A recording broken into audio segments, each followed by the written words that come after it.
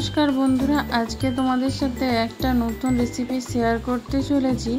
माछेर dim अनेकेई खेते पसंद करे ना, यदि এইভাবে একবার বানিয়ে দেওয়া যায় তাহলে কিন্তু সবাই চেটে পুটে খাবে, বারবার করে চাইবে, এমনকি নিজেরাই বাজার থেকে গিয়ে কিনে আনবে। এটা এতটাই টেস্টি হয়, না বললে জানতেই পারবে না যে এটা মাছের ডিম। বিশ্বাস হচ্ছে না? ভিডিওটা প্রথম থেকে লাস্ট পর্যন্ত দেখার অনুরোধ রইল।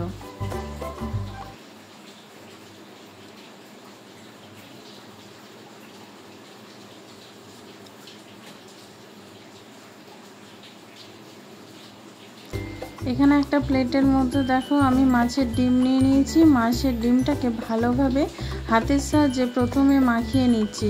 এখন কিন্তু আমি কিছু দিইনি, এমনিভাবে মাখিয়ে নিচ্ছি যাতে এটা পাতলা একটু নরম হয়েছে, জলের মতন হয়ে যায়।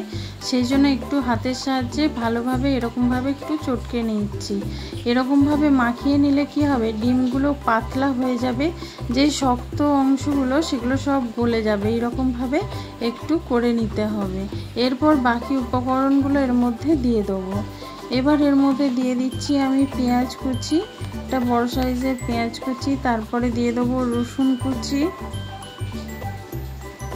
কুচি দিয়ে দিচ্ছি। তারপরে দিয়ে দেবো আমি এর মধ্যে কাঁচা লঙ্কা কুচি, দেখো কাঁচা লঙ্কা কুচি দিয়ে দিলাম। এবার দিয়ে দেবো হাফ পাতিলেবুর রস। এই পাতিলেবুর রস দেওয়ার কারণে আঁশটে গন্ধ ছাড়বে না, আর খেতেও কিন্তু খুব চটপটা হয়। এবার এর মধ্যে দিয়ে দিচ্ছি স্বাদ মতো নুন, এই ডিমে যতটা নুন প্রয়োজন ততটাই দেবে। এবার দিয়ে দেবো অল্প করে আমি একটু হলুদ গুঁড়ো, যতটা হলুদ গুঁড়োর দরকার এই ডিমের জন্যে, মানে অল্প করে দিলেই কিন্তু হবে। দিয়ে এবার সব উপকরণগুলো একভাবে ভালোভাবে মাখিয়ে নিতে হবে ডিমের সাথে। আর এই মানে লেবুটা দেওয়ার কারণে এর আঁশটে গন্ধ একটুও থাকবে না, আর এত সুন্দর একটা স্বাদ আসে। যখন তোমরা বড়াটা ভেজে খাবে না, তখন তোমরা নিজেরাই বুঝতে পারবে। এটা আমি বড়া ভাজছি না, এটা যখন বানাবো তখন তোমরা দেখে নিতে পারবে। তবে এটা না বললে কেউ বুঝতেই পারবে না যে এটা মাছের ডিম দিয়ে বানানো হয়েছে। দেখো এইভাবে ভালো করে আমি মাখিয়ে নিয়েছি। এবার কড়াতে আমি অল্প করে তেল দিলাম, তেল দিয়ে এবার দেখো স্প্যাচুলার সাহায্যে আমি একটু ভালো করে বুলিয়ে নিচ্ছি কড়াটার মধ্যে। তেলটা ভালো করে গরম হয়ে গেছে, দেখতেই পাচ্ছ। এবার এর মধ্যে দিয়ে দেবো আমি ওই মাছের ডিম যেটা মাখিয়ে রেখেছি, সেটা এখানে ঢেলে দিচ্ছি। পুরোটাই এখানে দিয়ে দেবো, দিয়ে স্প্যাচুলার সাহায্যে একটু সমান করে ছড়িয়ে দেবো। এক জায়গায় থাকলে অনেকটা মোটা হয়ে যাবে, একটু পাতলা করে দেবো। এইভাবে একটু ছড়িয়ে দিলে কি হবে, পাতলা হয়ে যাবে আর ভাজাটা খুব সুন্দর হবে। এইভাবে রেখে দেবো 2 সেকেন্ডের জন্য, যাতে নিচেটা ভালোভাবে ভাজা হয়ে যায়। আর এইটা কিন্তু লো আঁচে রান্নাটা করতে হবে।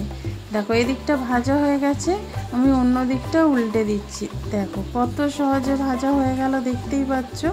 অন্য দিকটাও আমি এইভাবেই করে নেব, এইভাবে চেপে চেপে করে নিতে হবে। দেখো বন্ধুরা, তোমাদেরকে দেখার কারণে আমি দেখিয়ে দিচ্ছি। দেখো কত সহজে নিচের দিকটা কিন্তু সঙ্গে সঙ্গেই একদম টেনে গেছে, একটু আর নরম নেই। দেখো তোমাদের উল্টে একবার দেখিয়ে দিচ্ছি, এখনও কিন্তু ভালোভাবে ভাজা হয়নি। দেখো একদম শক্ত হয়ে গেছে, দেখতেই পাচ্ছ। আমি এইটাকে উল্টে আবার ভালো করে ভেজে নেব, এরকম লাল লাল করে ভেজে তারপরে তুলে নেব। তুলে নিয়ে ঠান্ডা করে নেব।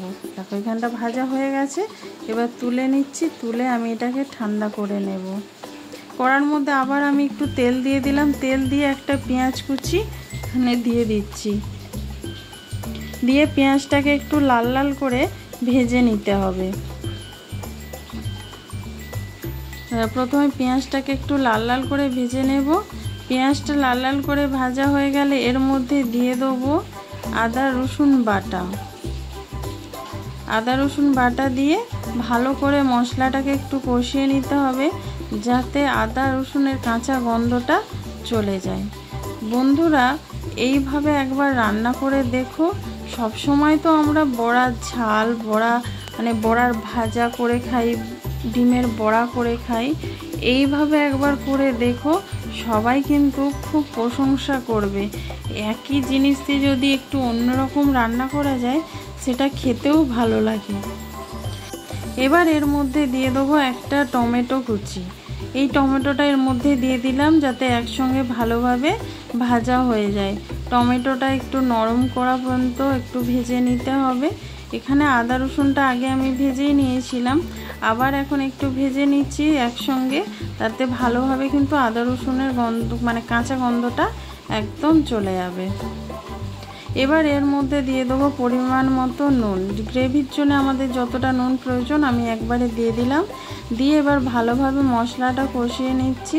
এই নুন দেওয়ার কারণে কিন্তু টমেটোটা খুব ভালোভাবে নরম হয়ে যাবে। আর এখানে টমেটোটা নরম হয়ে গেলে তারপরে বাকি মশলাগুলো আমি অ্যাড করব। এখানে খুব বেশি মশলা কিন্তু লাগবে না, একদম অল্প মশলাতেই কিন্তু রান্নাটা খুব সুন্দর হয়ে যাবে। দেখো, দেখতেই পাচ্ছ একদম টমেটোগুলো নরম হয়ে গেছে, কত সুন্দর। এবার এর মধ্যে কিছু শুকনো মশলা আমি এখানে দিয়ে দেবো। দেখো, একটু টমেটোগুলো আমি ভেঙে ভেঙে দিচ্ছি। এবার এর মধ্যে দিয়ে দিচ্ছি আমি হলুদ গুঁড়ো। নুন তো আগেই দিয়ে দিয়েছিলাম। তারপরে দিয়ে দেবো এখানে ঝাল লঙ্কার গুঁড়ো। ঝাল তোমরা যেরকম খেতে চাও সেরকম দেবে। ঝাল লঙ্কার গুঁড়ো দিচ্ছি 1/2 চামচ। তারপরে দিয়ে দেবো কাশ্মীরি লঙ্কার গুঁড়ো, এটা জাস্ট কালারের জন্য। দেখো, এখানে দিয়ে দিচ্ছি 1 চামচের একটু বেশি। তারপরে অল্প করে জল দিয়ে মশলাটা একটু ভালোভাবে কষিয়ে নিতে হবে। এই মশলাটাও কিন্তু লো আঁচে কষাতে হবে। বন্ধুরা, আমাদের এখানে বৃষ্টি হচ্ছে, সেই জন্য একটু জলের আওয়াজ কিন্তু ভিডিওর মধ্যে আসতে পারে, তোমরা কিছু মনে করো না। এবার লো আঁচে আমি ভালো করে মশলাটা কষিয়ে নিচ্ছি। দেখো, যতক্ষণ না তেল ছাড়ছে ততক্ষণ কিন্তু মশলাটা কষিয়ে নিতে হবে। দেখো, দেখতেই পাচ্ছ কত সুন্দর তেল ছেড়ে দিয়েছে, মশলাটাও কত সুন্দর কষানো হয়ে গেছে। এবার আমি এখানে অল্প করে জল দিয়ে দেবো। বন্ধুরা, আমি এখানে কিন্তু আলু ছাড়া করেছি, তোমরা যদি চাও আলু দিয়েও কিন্তু করতে পারো। আলুটাকে ভেজে নেবে আগে, তারপরে মশলার সঙ্গে একটু কষিয়ে দিলেই কিন্তু হয়ে যাবে। এবার এখানে আমি একটু জল দিয়ে দিলাম যতটা আমার প্রয়োজন, কেন ডিমটা দিয়ে এটা ফুটবে, তাতে ডিম কিন্তু জল টানবে, সেই জন্য জলের পরিমাণটা তোমরা দেখে একটু দিয়ে দেবে যতটা গ্রেভি রাখতে চাও। এবার ভালোভাবে মশলার সাথে জলটা মিশিয়ে এখানে ফুটতে দেবো। আর যে ডিমটা আমি নামিয়ে রেখেছিলাম সেইটা দেখো এখানে ঠান্ডা হয়ে গেছে, দেখতেই পাচ্ছ। এবার ছুরির সাহায্যে আমি একটু পিস পিস করে নিচ্ছি। দেখো কত সুন্দর লাগছে, দেখো পুরো ঢোকার মতন লাগছে। এইভাবে একটু তোমরা সাইজটা তোমরা তোমাদের পছন্দ মতো করে দেবে। আমি একটু বড় বড় সাইজ করেই রাখছি।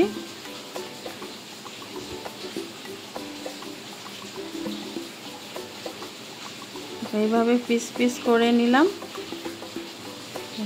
এইভাবে যদি তোমরা বানিয়ে দাও, কেউ বুঝতে পারবে যে মাছের ডিম দিয়ে বানিয়েছো। দেখো কতটা মোটা হয়েছে। এইভাবেই কিন্তু আমি সবগুলো কেটে নিলাম। এবার এইভাবে তোমরা গরম ভাজাও কিন্তু খেতে পারো, খুবই ভালো লাগবে। এবার এইগুলো দিয়ে দেবো আমি ঝোলের মধ্যে। এই যেখানে ঝোলটা ফুটছে, এবার মাছের ডিমগুলো একটা একটা করে ঝোলের মধ্যে দিয়ে দেবো। দিয়ে 5 মিনিটের মতো লো আঁচে একটু ফুটিয়ে নেবো, যাতে ডিমগুলোর মধ্যে ভালোভাবে রসটা ঢুকে যায়, তবেই তো খেতে ভালো লাগবে। দেখো, দিয়ে একটু নাড়িয়ে মিশিয়ে দিচ্ছি। এবার আমি চাপা দিয়ে রান্না করে নেবো 5 মিনিট পরে দেখাচ্ছি।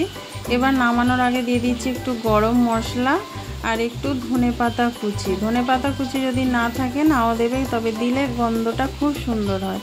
এবার ভালো করে মিশিয়ে নিয়ে নামিয়ে গরম গরম ভাতের সাথে বা রুটির সাথে জাস্ট অসাধারণ লাগে খেতে। বিশ্বাস হচ্ছে না? একবার বানিয়ে দেখো, তারপরে আমাকে কমেন্ট করে অবশ্যই জানিও। আর এই বর্ষাকালে তো সব মাছের পেটেই ডিম হয়ে গেছে, যদি এইভাবে একবার ডিমের রেসিপিটা বানিয়েই দেখো না, যদি ভালো লেগে থাকে তাহলে লাইক অবশ্যই করে দিও। বন্ধুরা, এই ভিডিওটা যদি ভালো লেগে থাকে লাইক কমেন্ট শেয়ার করো। নতুন বন্ধু যারা দেখছো তারা চ্যানেলটা সাবস্ক্রাইব করে বেল আইকনটা ক্লিক করে দিও। আবার নতুন কোনো ভিডিও নিয়ে দেখা হবে তোমাদের সাথে। নমস্কার।